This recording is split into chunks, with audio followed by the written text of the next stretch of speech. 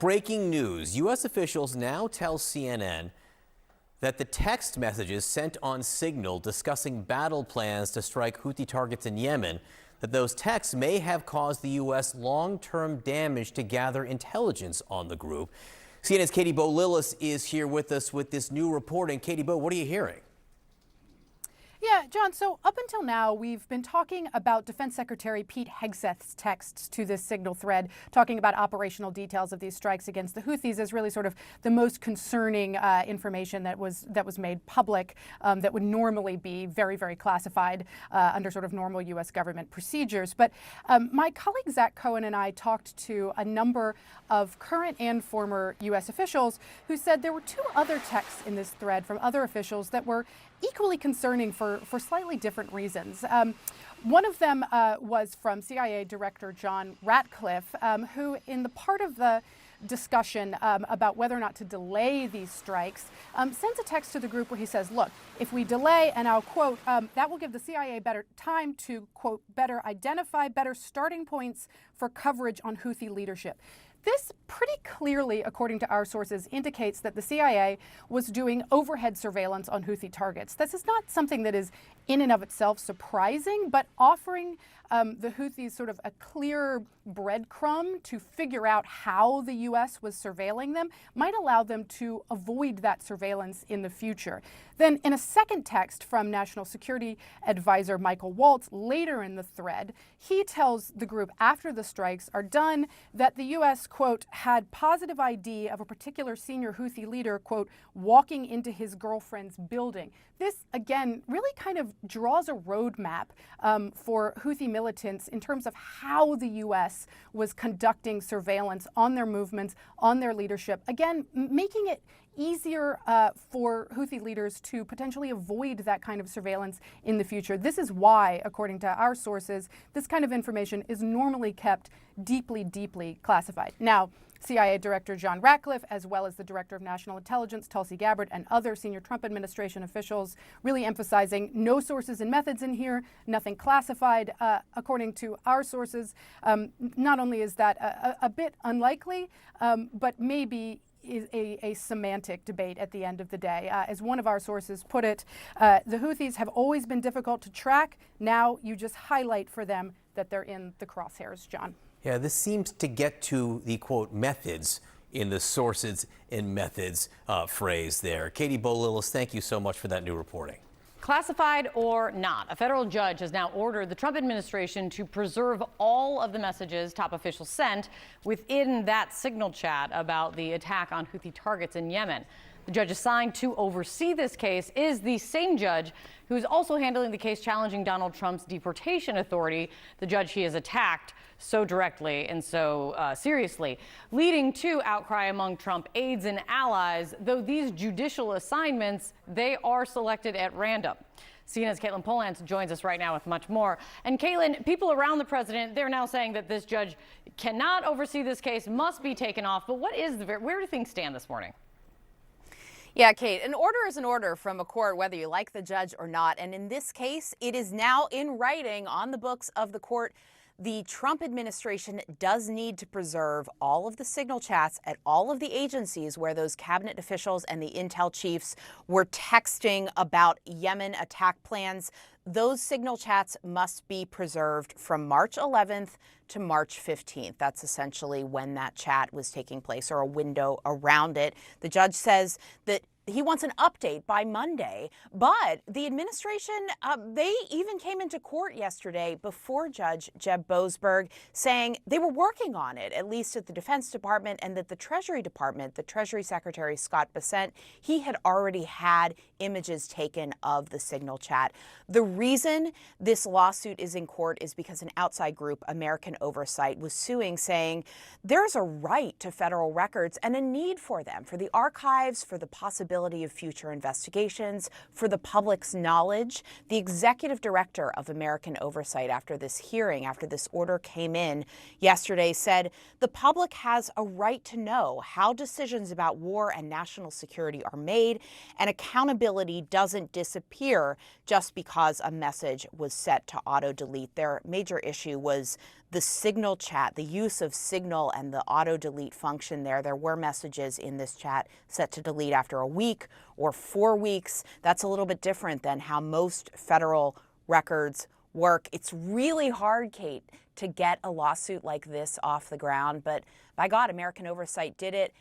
At the same time, though, you have administration officials pushing back already to what Judge Boasberg did here. Here's Attorney General Pam Bondi on Fox News last night.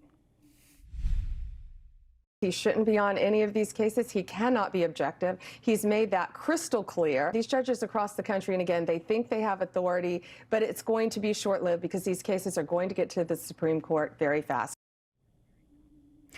I should note, though, General Bondi is taking issue with Judge Boasberg's order. That order was agreed to by the Justice Department, the Trump administration, in court yesterday. I listened to the hearing. And of course, the judge, he was randomly selected. That's just how it goes. Kate? Great to see you, Caitlin. Thanks for laying it out. John. All right, with us now, journalist and historian and my friend Garrett Graff. Garrett, great to see you this morning. You've got a fascinating piece looking at what you call the 5 overlapping scandals with this whole Signal thing. And one of them is what Caitlin Polantz and Kate were just talking about right now, the Federal Records and Retention Act. With these texts, when you hear that a judge has ordered this retention, why is that important now? And you also say that you see maybe elements of intent in using Signal to destroy records. Absolutely. And let's be very clear here. The reason that this matters is it's the federal law. Conversations like this, documents like this are supposed to be preserved under the Federal Records Act by law. That's one of the main reasons that serious government conversations and classified and sensitive government conversations are supposed to take place on government networks. That was part of why this scandal was so startling to so many people who work in and around government, the military, and the intelligence community. And I think that it's important to look at this scandal and try to break down, precisely why it is scandalous. This is something that I think a lot of people sort of feel in their gut is a scandal, but it's important to be direct about why it matters. Yeah, and again, when you're talking about using Signal, why do I use Signal? I use Signal because the messages get erased. That's literally the reason that I'm on it when I am on it. There's another aspect to this, which is just the overall use of commercial apps like this for sensitive discussions. I want to play you a little bit of what Attorney General Pam Bondi said about that overnight. Is Signal not going to be used, or is it going to be used going forward? Are you aware of it? I think Signal's a very safe way to communicate. I don't think foreign adversaries are able to hack Signal, as far as I know. Again, when you hear the Attorney General talk about what I guess will be the ongoing use of Signal for government work, what questions does that raise? Yeah, so it makes me a little bit concerned since Pam Bondi's department is one of the lead agencies investigating